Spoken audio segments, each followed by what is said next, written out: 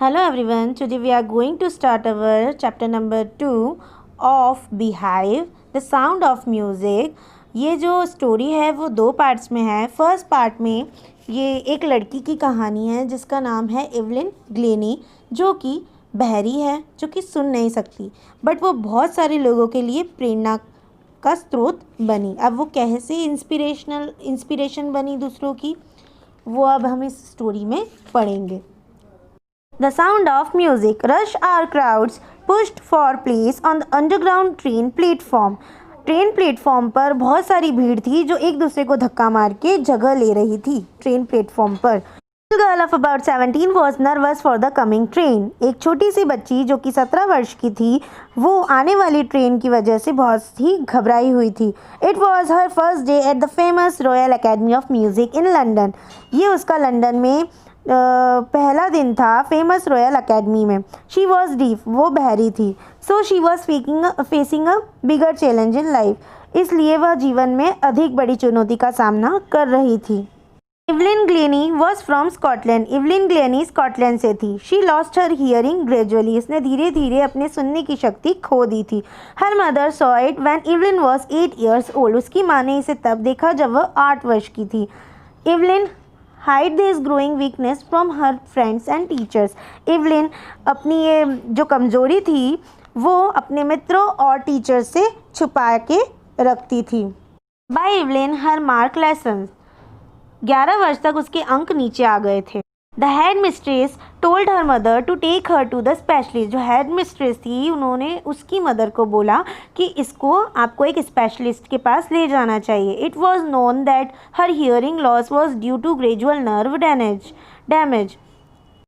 ये पता उनको चल गया था कि जो एक ग्रेजुअल नर्व डैमेज की वजह से उसकी सुनने की शक्ति धीरे धीरे ख़त्म होती जा रही है. She was advised to wear a hearing aid. उसके लिए उसको एडवाइस किया गया कि उसको एक हियरिंग एड वियर करना चाहिए. Evelyn was determined to lead a normal life. But Evelyn जो थी वो नॉर्मल लाइफ जीना चाहती थी. She wanted to pursue her interest in music. वो अपना जो इंटरेस्ट था म्यूज़िक में उसको परस्यू करना चाहती थी. One day she saw a girl playing xylophone. एक दिन उसने एक गर्ल को जाइलोफोन प्ले करते हुए देखा. She too decided to play it. उसने भी डिसाइड किया कि वो भी यही बजाएगी.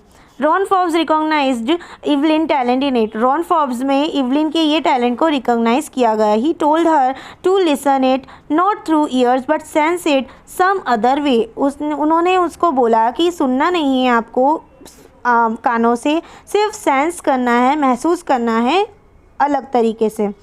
Evelyn said that suddenly she could feel the higher and lower drums differently. Evelyn ये बोलती है कि suddenly उसको lower और higher drums में differentiate करना feel हुआ.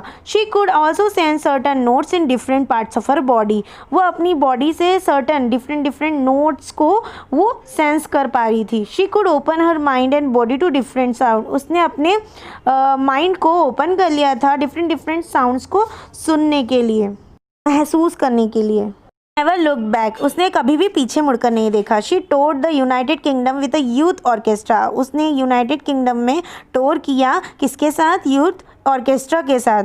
She had decided to make music her life. उसने ये डिसाइड किया कि वो म्यूज़िक को ही अपनी लाइफ बनाएगी. She audition for the royal academy of music in London by playing the xylophone. उसने एक ऑडिशन दिया था रॉयल अकेडमी ऑफ म्यूज़िक में लंदन, जो कि लंदन में थी, और उसने क्या बजाया था? जाइलोफोन प्ले किया था. There she score the highest in its history. वहाँ पर उसने सबसे ज़्यादा स्कोर, मतलब पूरी हिस्ट्री में वहाँ की सबसे ज़्यादा स्कोर उसको ही आए थे. She move from orchestral work to solo performance. उसके बाद में उसने ऑर्केस्ट्रल वर्क से सोलो परफॉर्मेंस की तरफ मूव्ड हुई. After her 3-year course she had got most of the top awards. 3 साल बाद उसको टॉप मोस्ट अवार्ड्स मिले. She is not proud of her achievement. उसे अपनी सफलताओं पर गर्व नहीं था. She says that if one knows one goal, one can get it. वो ये बोलती थी कि अगर एक व्यक्ति को अपना लक्ष्य पता है तो वो अपने लक्ष्य को पा ही लेता है. She is now at the top. वो अब टॉप पे थी. She is the world most wanted multi percussionist. वो वर्ल्ड की सबसे मोस्ट वांटेड मल्टी परक्यूनिस्ट थी. परक्यूनिस्ट का मतलब होता है person who plays drums, the tabla etcetera. She has mastery over 1000 instruments, उसने मास्टरी कर ली थी 1000 इंस्ट्रूमेंट्स बजाने में।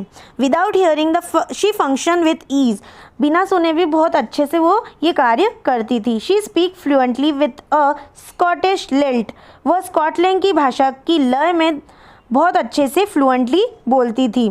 She learn French and mastered basic Japanese, उसने फ्रेंच भी सीखी थी और जापानीज़, बेसिक जापानीज़ में उसने मास्टरी करी थी बोलने में।